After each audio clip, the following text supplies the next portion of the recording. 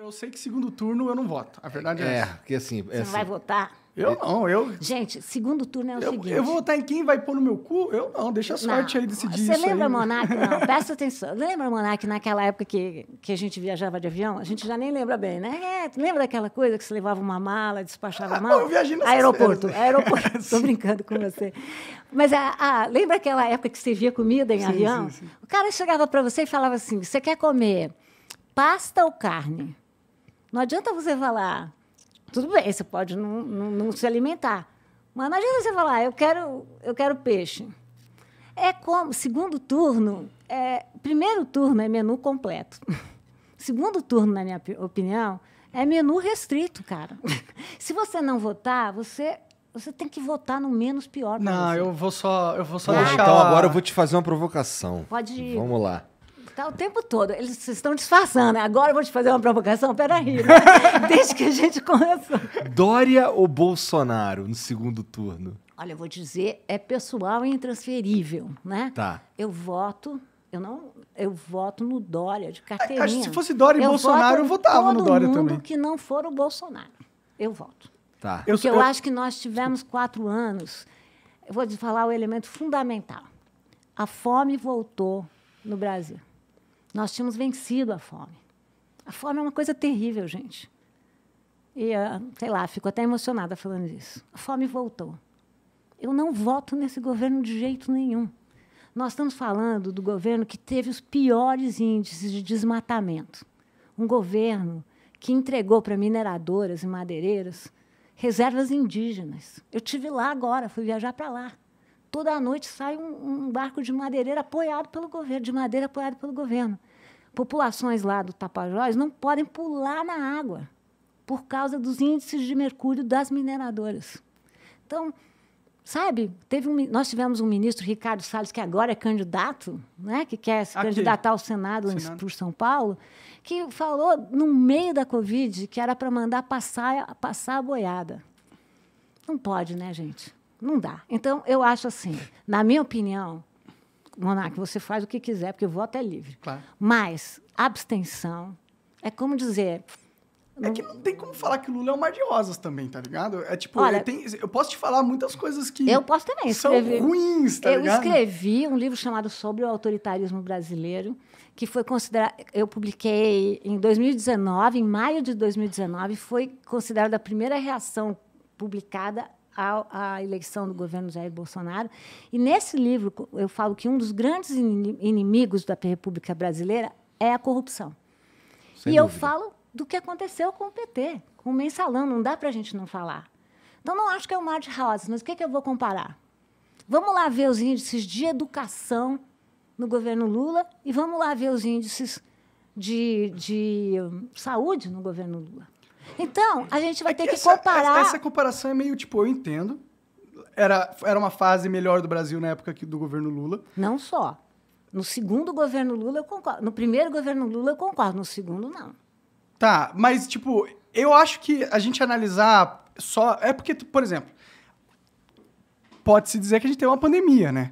E isso afetou, com certeza, qualquer governo no mundo inteiro de fazer qualquer política pública. Com certeza. Fora que a gente está num momento onde o Brasil está bem quebrado, financeiramente falando, né? A gente não está com caixa pra caralho para investir, que era o caso do Lula. Não o tempo todo. Mas ele teve um boom das commodities. E o FHC lá, também não teve sempre no momento de boom. Não, e veja o mas quanto que o governo do FHC empregou para a educação. O meu índice é aquele que o Igor falava, é quanto que vai para a educação. Esse governo tirou verba da educação. Isso não pode. Isso não pode. E não é a pandemia que explica tudo. Sabe? Vamos dizer que tem problema na área da saúde? Tem. Mas a gente viu esse governo empregar a verba que era para as vacinas em outras áreas.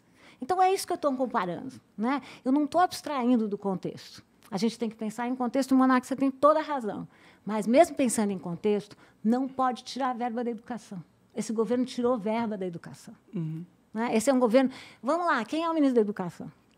A gente não sabe de tão transparente que ele é. O que aconteceu com os ministros da Saúde? Transparente não é uma boa palavra. Inexpressivo, vai. Muito melhor, Igor.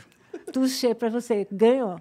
Olha lá, inexpressivo. Como que o ministro da Educação pode ser inexpressivo, gente? Ele tem uma das maiores pastas, né? Ah, vamos lá. Ministro da Saúde, quantas vezes já foram trocados? É.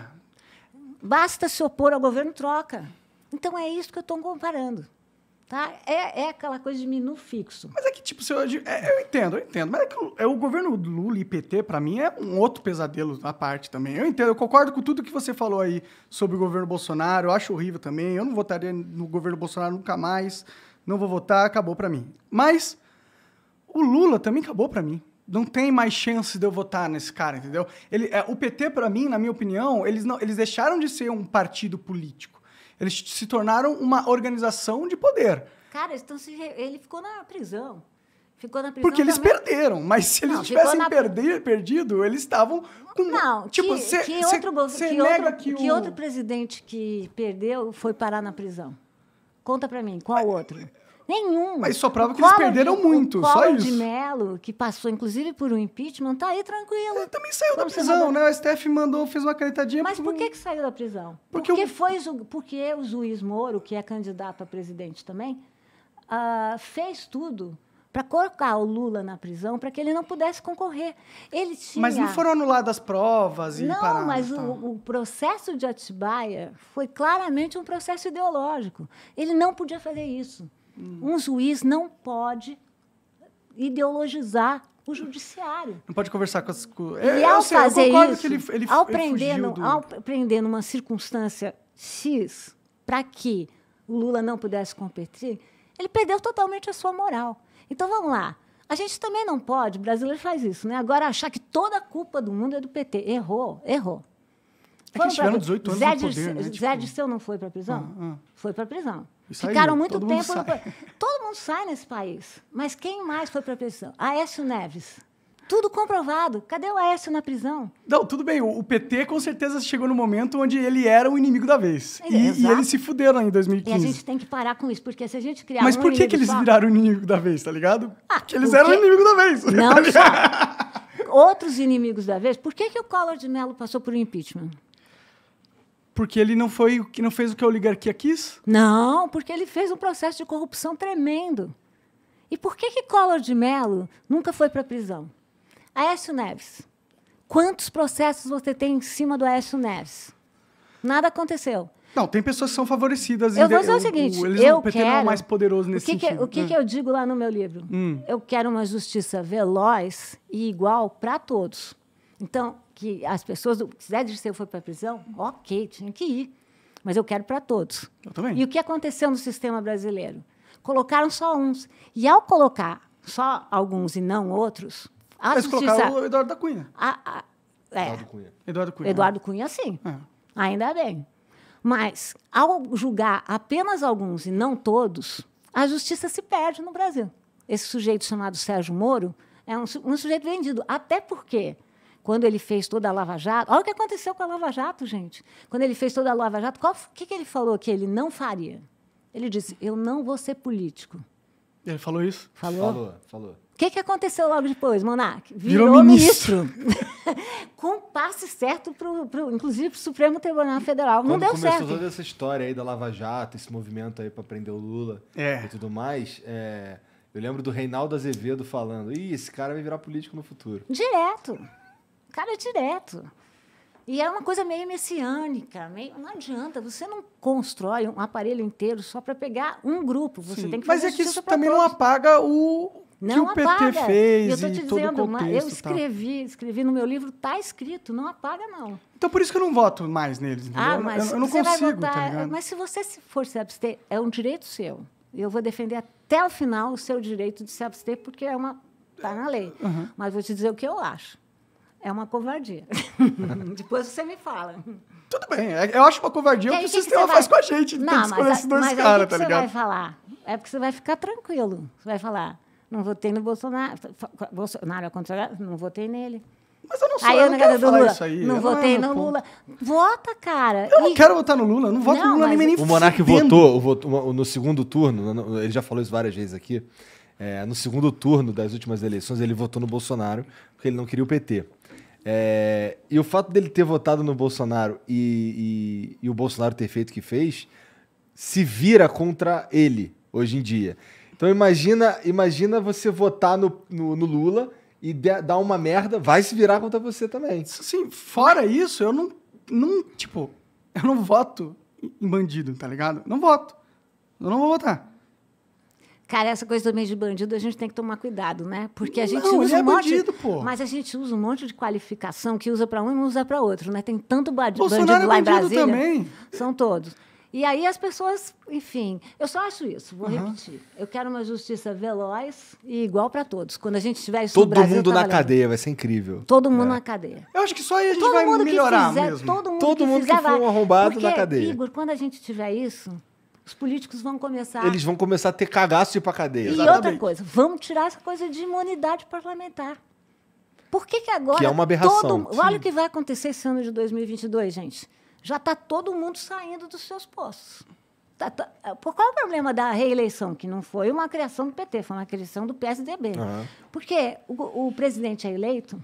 A partir no primeiro turno, o primeiro dia que ele vai ser presidente, ele já está pensando na sua reeleição. Não, isso pra mim é algo que tinha que acabar, inclusive. Tem que acabar. Foi uma das propostas do AS que eu gostava. Eu gostava. Ou faz um mandato de 5 anos, por exemplo. É. Porque o argumento qual é? 4 anos é pouco. Concordo. Faz de 5 e acabou. E acabou. Outra coisa, imunidade parlamentar.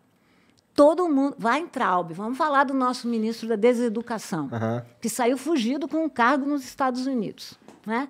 Por que agora ele está dizendo que vai virar governador de São Paulo ou vai para o Senado? Que ele quer poder voltar para o Brasil. Ele quer e não quer ser preso. Tem um monte de gente que já está pensando na eleição. Por quê? Porque quer imunidade parlamentar. Então, a gente tem que parar com isso. Concordo. Cara, eu vou ser julgado se eu fizer uma coisa errada. Esses caras têm que ser julgados também. Concordo plenamente. E por isso que as pessoas não saem da política. Concordo plenamente. Né? Sim.